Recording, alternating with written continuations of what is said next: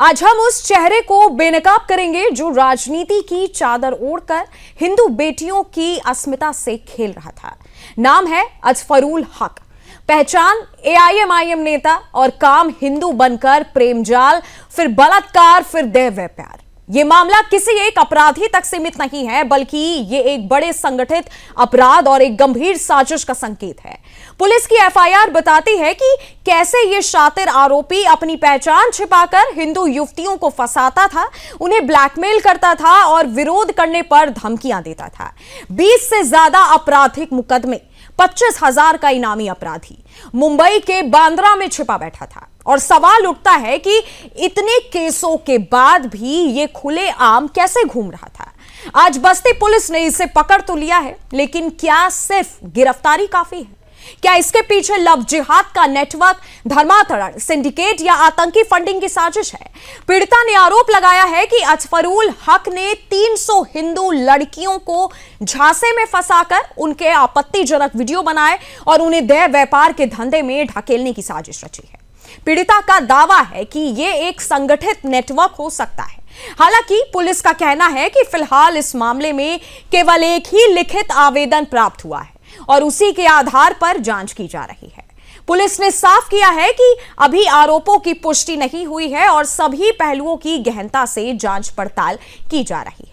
अगर पीड़िता के आरोप सही साबित होते हैं तो यह मामला सिर्फ शोषण तक सीमित नहीं रहेगा, बल्कि मानव तस्करी जैसे गंभीर अपराध से भी जुड़ सकता है।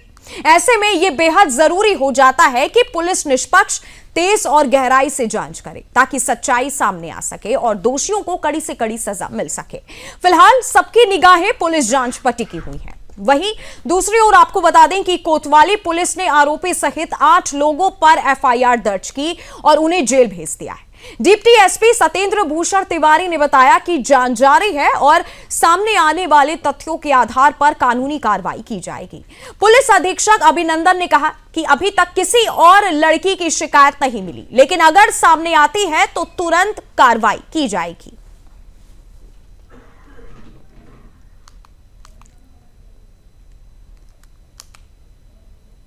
और 300 हिंदू लड़कियों के मामले में एफआईआर दर्ज हुई। एआईएमआईएम बस्ती से जो खबर, जो एक नेता कहे जाने वाला आरोपी सबकी नजर में अब खटकने लगा है। एक अपराधी अजफरुल हक की हालांकि अब गिरफ्तारी हो चुकी है। लगातार ये अपने लोकेशन बदलता रहा, लगातार पुलिस से छिप छिपाकर भागता रहा, लेकिन अब पुलिस ने इसे गिरफ्तार कर लिया है।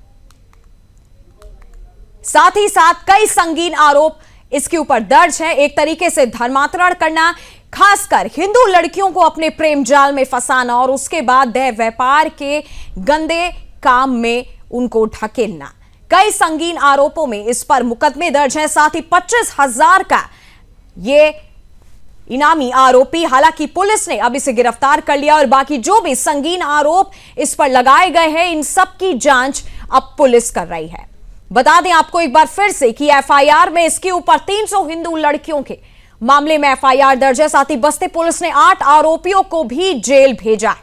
अजफरुल हक अब पुलिस के गिरफ्त में है और इसके साथ ही साथ 8 अन्य सदस्य भी अब पुलिस हिरासत में है। शिकायतों पर हालांकि अब कार्रवाई हो रही है।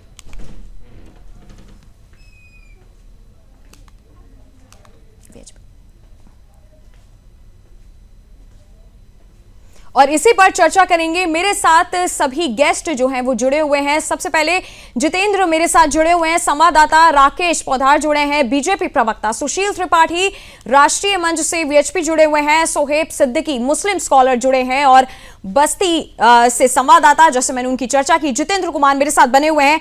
आप सभी गेस्ट का बहुत बहुत जो है मैं स्वागत करती हूं इस चर्चा पे। और सबसे पहले जो है मैं चाहूंगी एक बार स्क्रीन पे हमारे सभी मेहमानों को जो है दिखाया जाए। कांग्रेस जो है बीजेपी से मेरे साथ जुड़े हुए हैं, वीएचपी से जुड़े हुए हैं और साथ ही संवाददाता जो है मेरे साथ जुड़े हुए हैं और इन सभी से जो है हम चर्चा करेंगे और खासकर मुस्लिम स्कॉलर सोहेब सिद्दीकी भी मेरे साथ जुड़ चुके हैं। आप सभी का बहुत बहुत स्वागत है आज के इस चर्चा में। और सबसे पहले मैं संवाददाता के पास चलती हूं, जितेंद्र कुमार के पास। जितेंद्र, पूरा मामला ये जो एक निकल के आया है, फिलहाल पुलिस ने असफरूल को गिरफ्तार किया है और बाकी 8 अन्य जो सदस्य हैं उनको जेल भेज दिया गया। एक बार ये पूरा मामला विस्तार से बताइए एक बार। जी, मुझे लगता है जितेंद्र आपका माइक म्यूट है।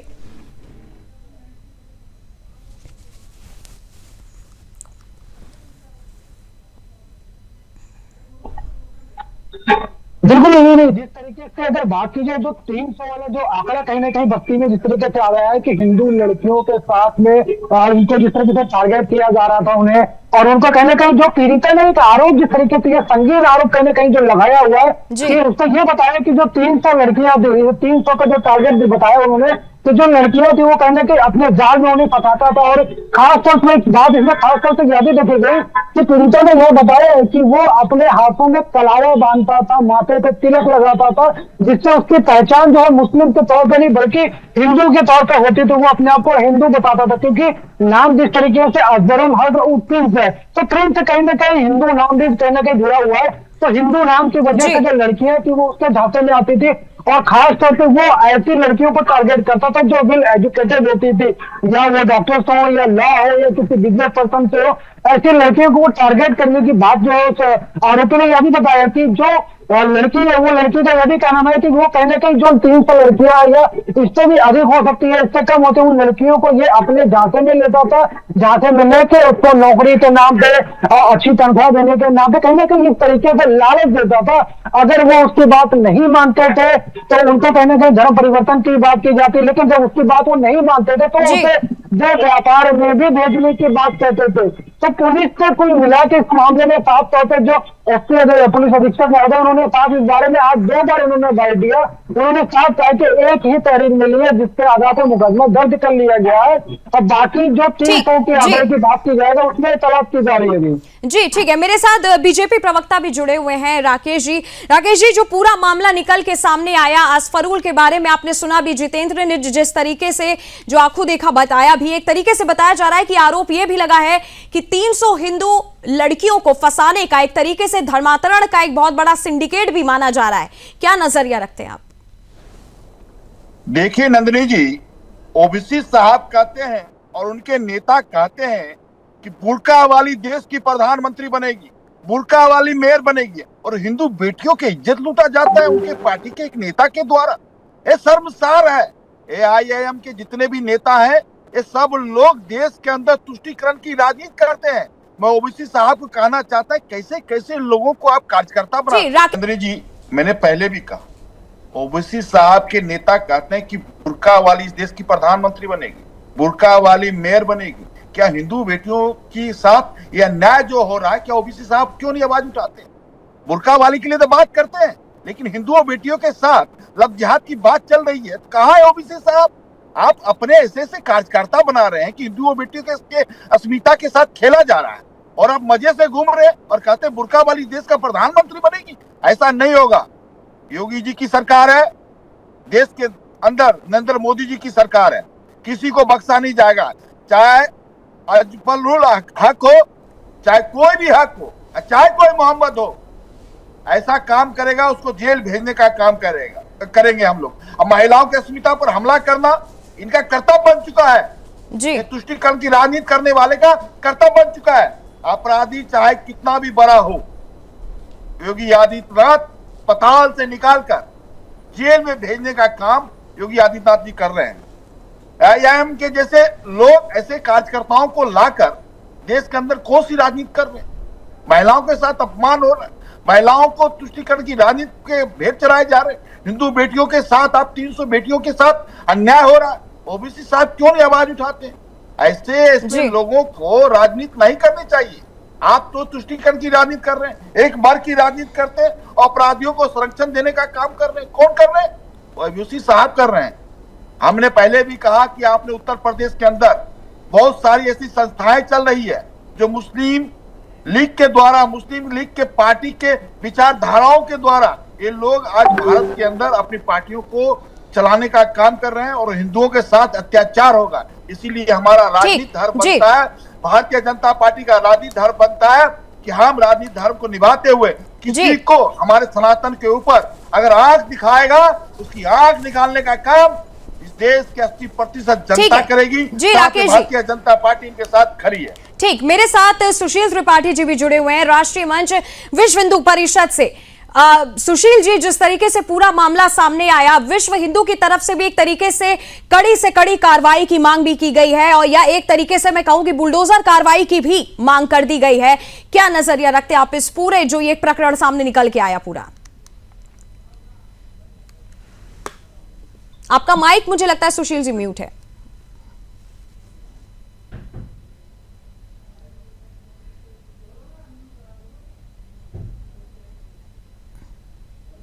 जी सुशील जी, आप बोल सकते हैं। जी जी जी, जी। नंदिनी, मुझे लगता है इसको इस छोटे परिप्रेक्ष्य में देखने की आवश्यकता नहीं है।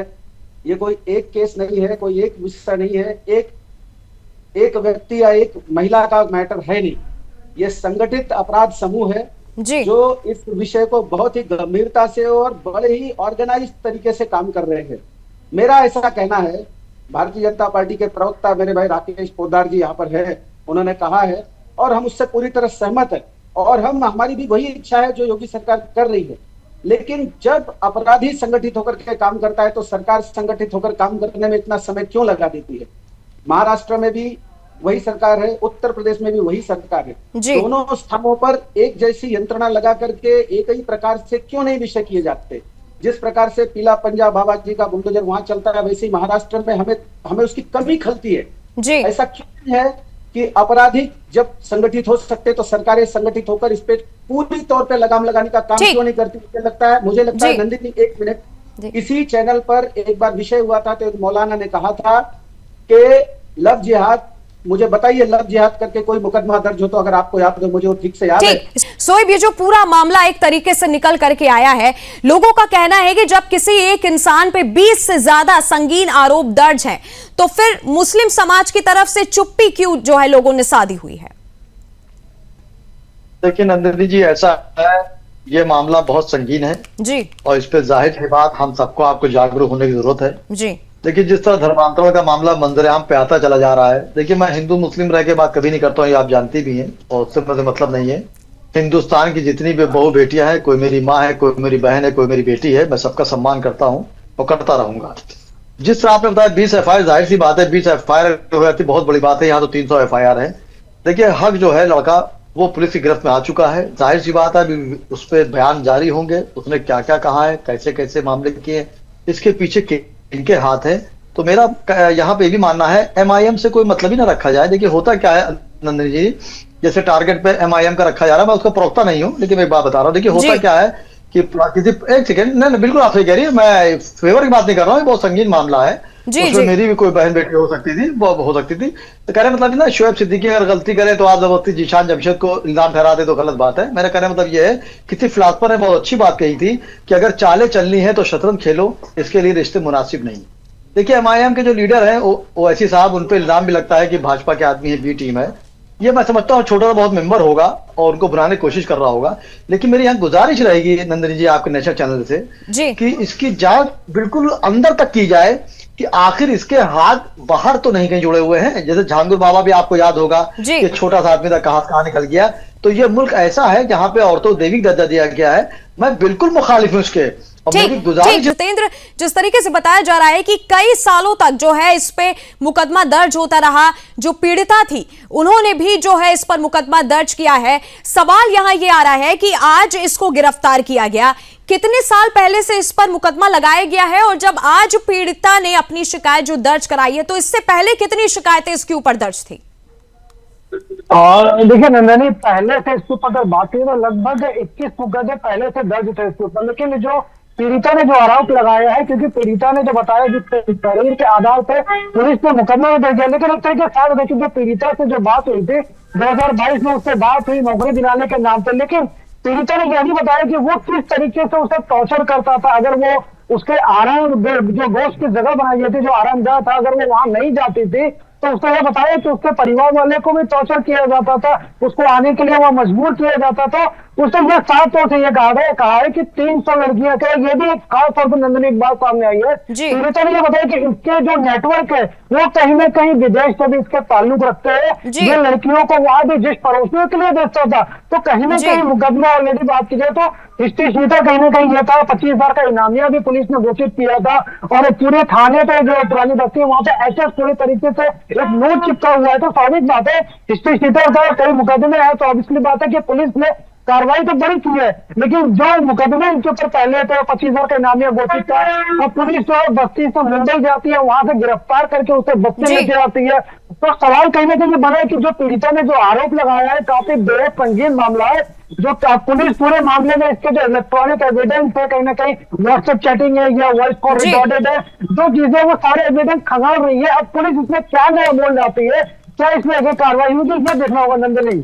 जी बिल्कुल, और सीधे चलते हैं बीजेपी प्रवक्ता के पास।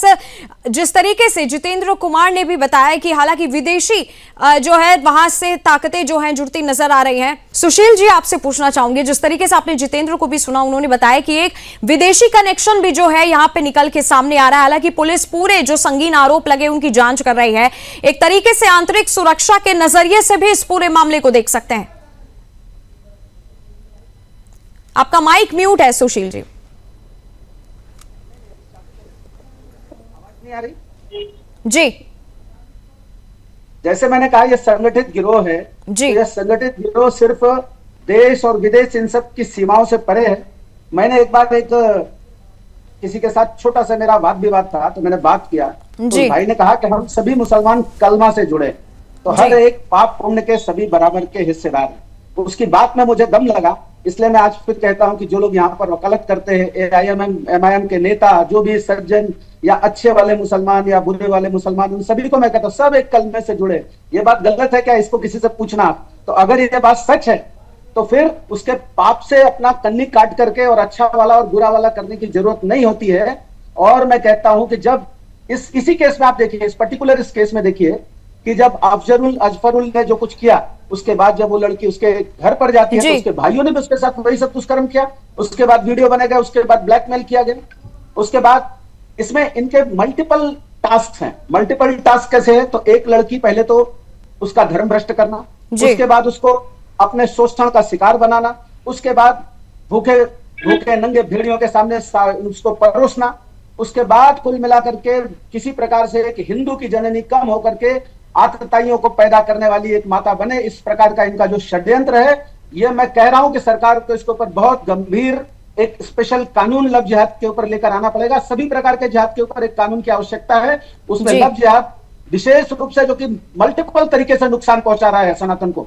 मैं इसलिए कहता हूं सरकार को बहुत अधिक गंभीर होने की जरूरत है, और यह सिर्फ कोरी बात और एक कोई केस नहीं है, इसमें सब कुछ शामिल हो सकता है, लेकिन कम से कम हमारे देश की सीमाओं को सुरक्षित रखना हमारी जिम्मेदारी है, इसके लिए हमारी सरकार जिम्मेदार है। ठीक है, शोएब के पास चलते हैं सीधा। शोएब, आपको नहीं लगता कि इस जो असफरुल जैसे तरीके के लोग हैं, जो इस तरीके का गंदा काम बैठ करके इस तरीके की गंदी मानसिकता जो है समाज में फैला रहे हैं, कि आपके भी समाज को जो है इन सब मामलों के ऊपर खुल करके आगे आकर के बोलना चाहिए? देखिए नंदिनी जी, बिल्कुल सही कह रही हैं आप। मुझे बहुत अफसोस के साथ ये बात कहना पड़ती है कि जब इस तरह के मामले आए तो जितना भी 1.5 अरब के आबादी हमारे हिंदुस्तान में, सबको एक प्लेटफॉर्म पे आ जाना चाहिए।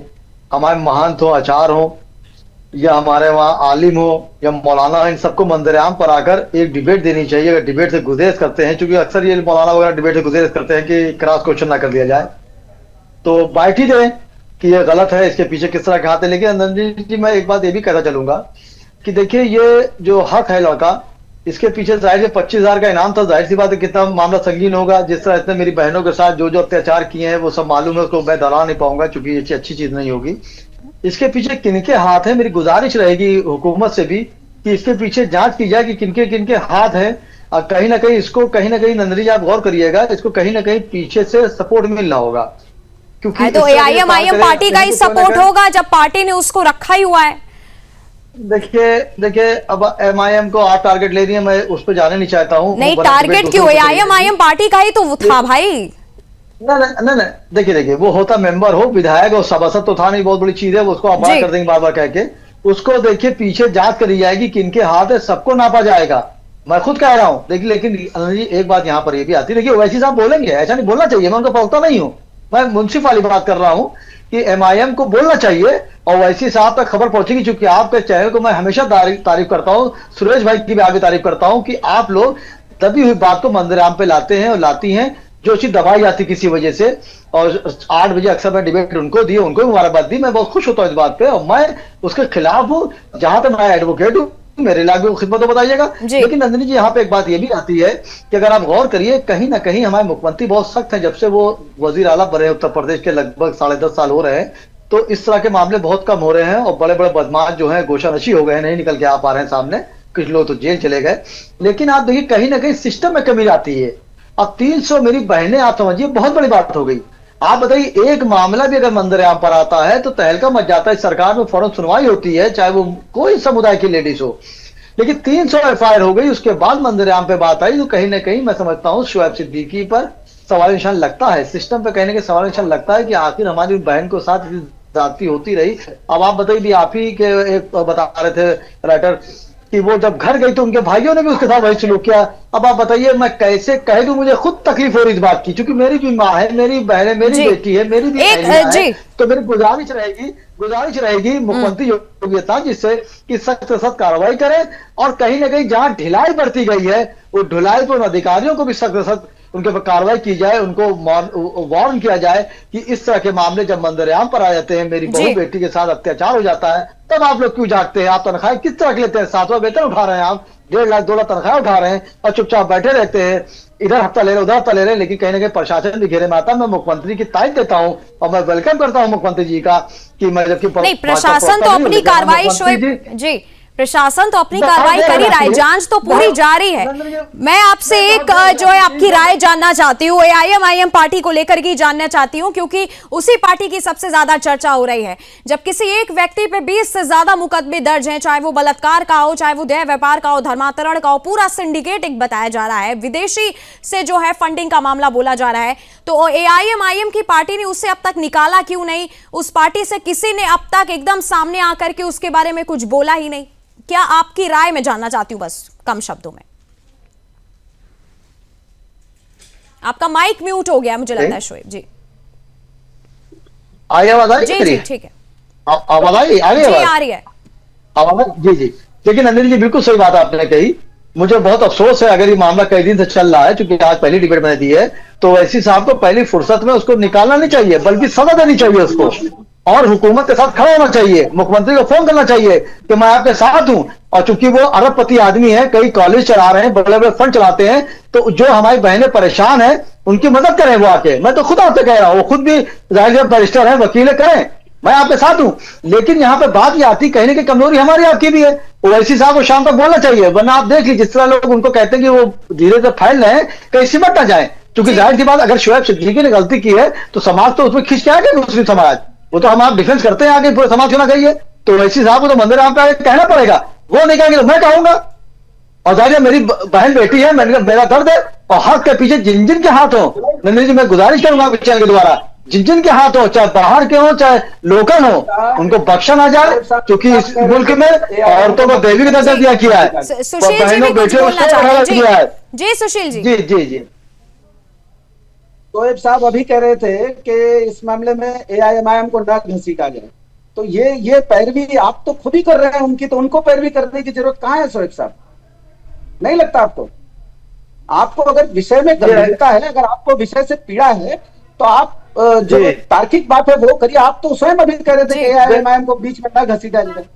देखिए होता क्या है, बात समझ ले सर, आप हमारे बड़े हैं, पूजनीय है और कुछ सीखने के रस से मैं आता हूं कि मैंने 100 पॉजिटिव बात बोली, उसको नहीं पकड़ा आपने, निगेटिव बात पकड़ ली।